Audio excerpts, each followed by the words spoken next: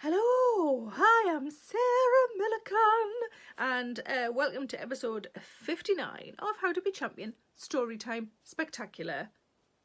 Ta-da!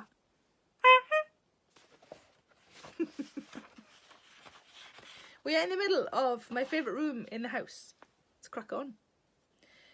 But then, in mid-September, it all stopped. I know birds fly south for the winter, bloody Londoners get everything, but I didn't think they all went on the same day, like they'd arranged a coach trip. For example, I know robins are still around as they run Christmas cards. We binned the food in case it was stale. We washed out the containers and refilled them, still nothing. For 3 weeks our garden was silent and sad. We assumed we had a predator lurking, and I tentatively wandered about the garden looking for anything skinned and bodybuilders in combat gear. Then I remembered that's the predator, not a predator. Thankfully, some of the birds are back. It isn't a squawky chaos anymore, but we have more than enough to keep us happy. I think they all went on holiday, and a few surely Valentine'd it. Our most recent visitors were a gang I like to think, of a dozen partridges who had clearly lost their way and ran around the garden close together like a group of old ladies who were late for church. As my fella said, isn't it great when you see a new animal in the garden for the first time? Like the frog I thought was a jumping leaf, the stoat, which is the best in my accent, the hare who stopped for a photo, and the buzzard that I saw without witnesses or glasses. Might not have been a buzzard. I came out of the door one day and there was a poorly looking bee on the front step. And only that day I'd read what you're supposed to do to revive a poorly bee. If you don't know what to do, you make sugary water, dip a cotton bud in it and offer it to the bee. The bee has a little drink and off it flies and you've saved a fucking bee. So I had to Google how you make sugary water. I'm not very good in the kitchen and I thought if it needs a pan it can fuck off. Turns out it's just sugar and water. Who knew? All of you. So I made some sugary water, dipped a cotton bud in it and offered it to the bee. Now, looking back, I think the bee might have already been dead, because when I poked it with a cotton bud and pulled the bud away, there was an antler stuck to it. Is it antler? Yes. Antler.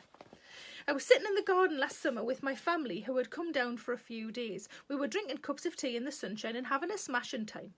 Then we started to get bothered by wasps, and I thought, I wish I had one of those wasp catchers. I don't know if you've seen one.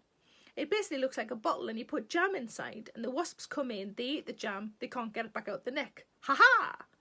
I didn't have one of those, but I thought, I'm quite practical. I could probably improvise one. So I had to dig around in the garden and I found a tea light holder because luckily I've got friends who don't know me very well. What the fuck am I going to do with a tea light holder? They've been in my house, they've seen the switches and how I turn on the electric lights. Why the fuck do I need to light my house by fire? So I got the tea light holder, which was almost exactly the shape I needed. It was a bottle with a removable bottom. Who wouldn't want one of those? I took the bottom off and put a bit of jam in. I used the good stuff because I think wasps know. I put the bottom back on and placed it in the middle of my family like a really fucked up version of Spin the Bottle. And it worked. The wasps came and had some jam. And then they flew back out again because the neck was too wide. My husband looked across and said, what you've created there is a Wasp Pub. Thanks for the jam. We've got loads of energy now to sting your family. Since getting the garden, I've learned I'm a bad plant mam. I'm a good cat mam, a good dog wife mam, but an awful plant mam. In the winter, I think I'm a fair weather gardener.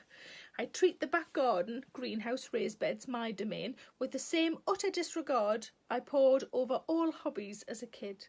The problem with declaring something your domain is that no one else goes near it, even when it starts to look like Jumanji.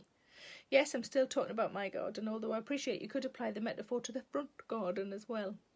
One thing I did do was grow great big fuck-off sunflowers, but that was more driven by competition with my husband than the urge to garden.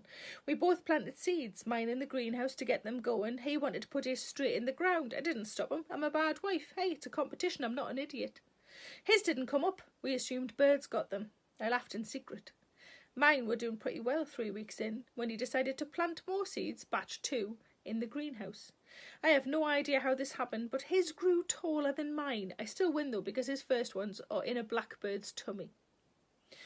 The plants that I like the best when I'm busy are the snowdrops, crocuses and daffodils, because they've got your back.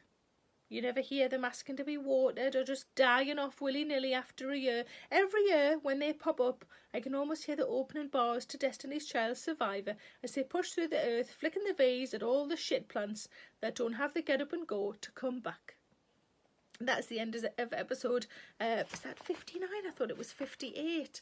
Have I got my numbers wrong? No, it is 59. I'm all of a dither today.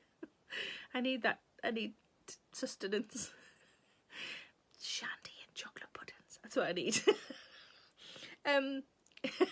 Yeah, I'm drinking again, by the way, guys. I mean, it's 2 cans of shandy a week, but wowzers, I feel pissed.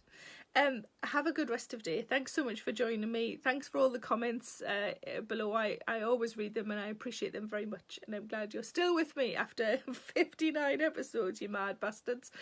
Take care of yourselves. Lots of love. Stay in the house. Wash your fucking hands. See you tomorrow. Same time, same place. Lots of love. Bye-bye. Hello, it's Sarah Millican here. Please make sure you subscribe to my channel to stay up to date with all of my latest videos. Don't forget to like, pop a comment below, and why not stick around to watch a few more? I'm sure those emails or those dishes can wait a bit longer.